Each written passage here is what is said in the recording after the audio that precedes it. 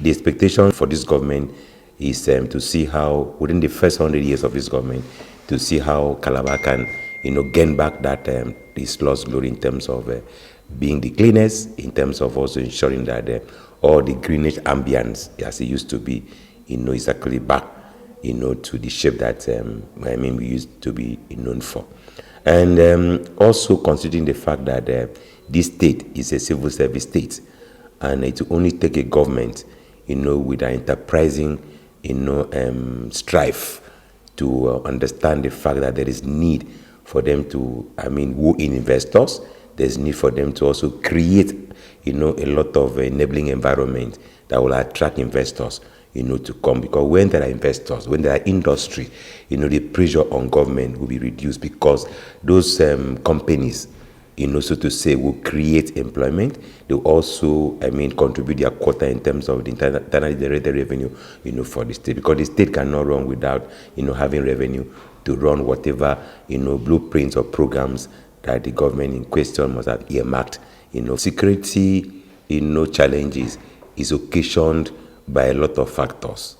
When people are idle, when there are no job opportunities, and job opportunity cannot be created in the space. People or the government need to have that deliberate. They have to be intentional in terms of creating what I would call, business enabling environment to also allow investors to come in. Once investors are able to come in, businesses are established, businesses are flourishing. I think employment, are definitely become the other day. And when people are employed, I can for sure, tell the public that the current insecurity that we experience in this state would be reduced to the barest minimum. Our governor, Senator Prince Bassey Tutu, you will know that he is not just going to be youth-friendly. The state of his heart also shows that he is a youth. So he belongs to the bracket of those that will handle everything youths very, very well. And then the deputy governor himself is also a very young person. And so surely he will be youth-friendly. Then the expectation of Cross Riverians is very high, and we believe that he's going to perform beyond expectation. Primarily, Calabar must be kept clean, which already he has hit the ground running.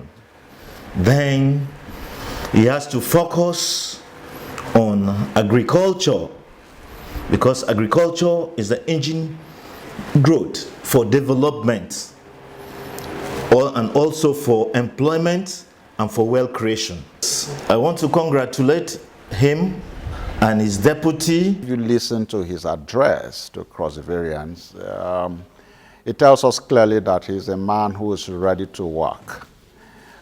He's also a man who is not available to be hitting the system against his predecessors.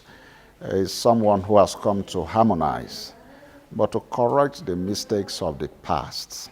I remember him talking about security. Security is it's supposed to be of top priority for everybody. And he hit very seriously on security, and that touched Cross Riverians. And then he looked at the environmental hazards that even had to do with the refuse and all of that. And he's determined to take on all of that. He moved on to inspect the dump sites. When he moved himself to inspect the dump sites, some of us gave him thumbs up, because he didn't just say he was going to take care of the filthy streets. He said he was going to lead by example, and he went there. And I know the decisions that have been taken moving forward. And again, if you check, he took some time to consult widely before making his first set of appointments. People began to blame him. He's taking too long. Of course, Nigerians and people must talk. But he said to everyone, I don't want to make mistakes. And if you check the first set of appointments he has released, they are round pegs in round holes. My expectations for him is for him to clean up the town. I think cleanliness first. And I saw him yesterday taking some good, very bold steps. He went to filling station, trying to see how I can soften the hearts of the petrol dealers. After they went to the dump site, trying to see how the refuge would be evacuated from the town. So Calabar will return back to the cleanest, the most cleanest town we used to know.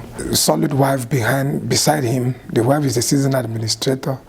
And I know that they will make mistakes from the beginning. They will not, they will succeed. I want to congratulate the brand new governor of Cross River State and his deputy governor and their wife, the wife of the governor, and also congratulate ourselves because we are all part of the government. Congratulations to all of us.